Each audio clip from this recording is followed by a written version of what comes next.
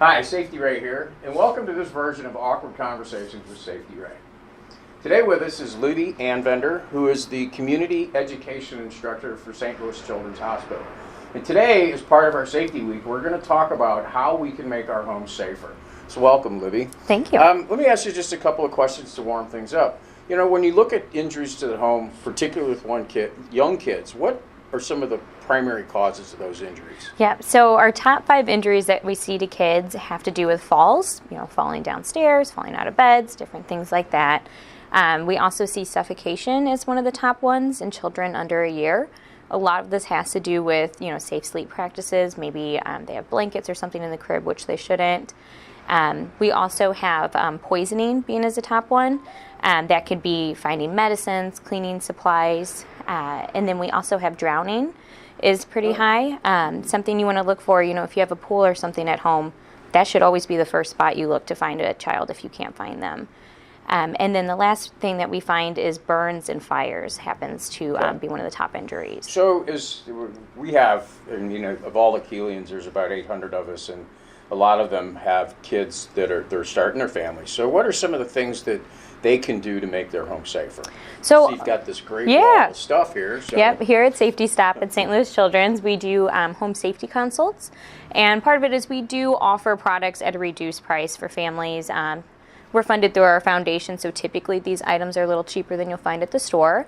And really all we do is we try to make this so it's individualized, because every child is different. Some get into things, some aren't curious at all. Mm-hmm. It really is important to have a watchful eye on your child at all times. You can try and baby-proof items and things like that. Baby-proofing is not a solution. You just always want to keep an eye on your child. One of the easiest thing a parent can do as they're starting is get outlet covers. That one's a really easy step. So we have outlet covers right here.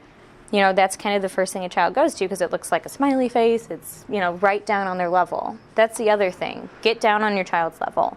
Look around. See what potential hazards they could get into. You might miss it if you're looking around like we are. If you get down on their level, you'll see it. That's a great idea. Mm-hmm, yeah. So what else would you suggest? One other big one, we talked about poisonings being pretty high. Just make sure you're keeping your medicine and your cleaning supplies up high, maybe even a locked cabinet. Medicine looks a lot like candy, so kids are going to go straight to that. They know they can't have candy sometimes, so they're going to go and hide it and keep it away from you. But definitely keep an eye on that. And even if you keep medicine in like your purse, kids are going to rummage through your purse. Make sure you're not keeping it there.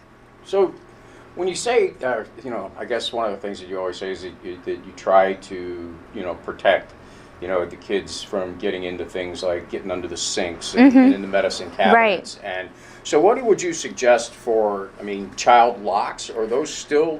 child locks are...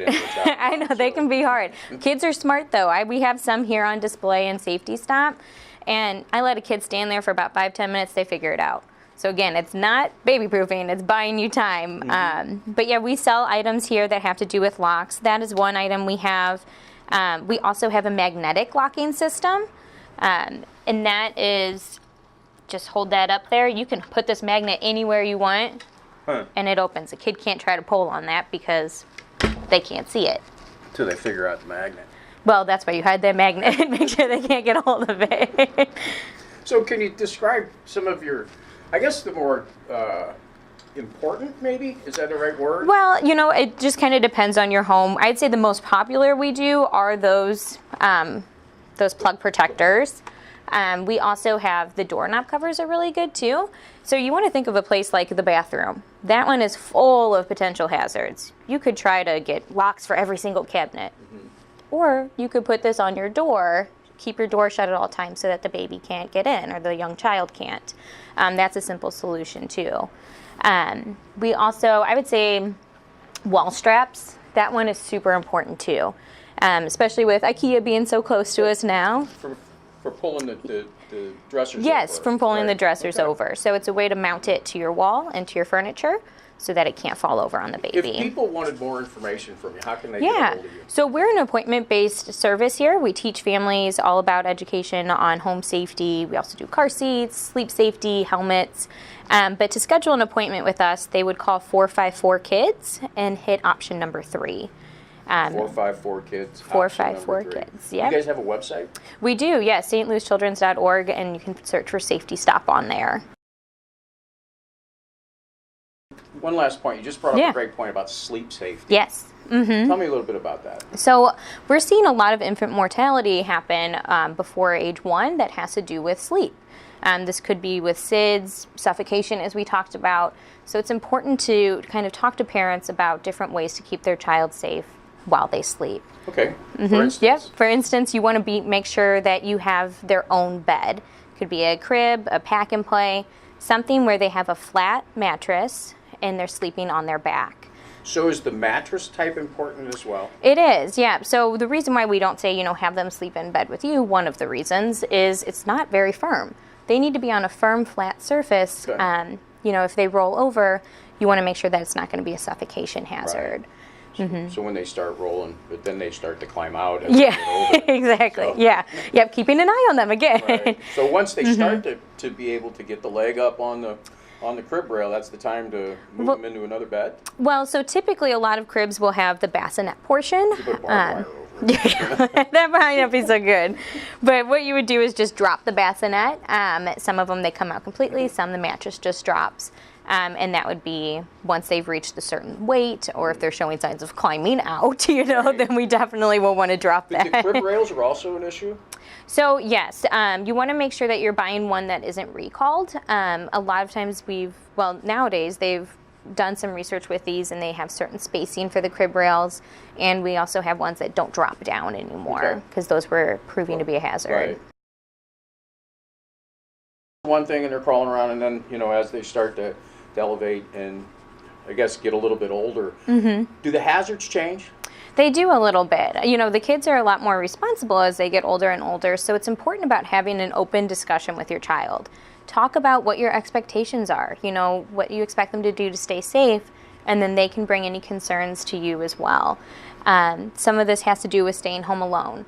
It's a big step, and so it's important to talk to your kids about, how to call 911, what constitutes an emergency. If you're answering the phone, don't say, "Oh, my parents aren't home." That's a big one. Yeah, so kind of training your child and talking to them about that, and just setting up expectations of what you expect from them.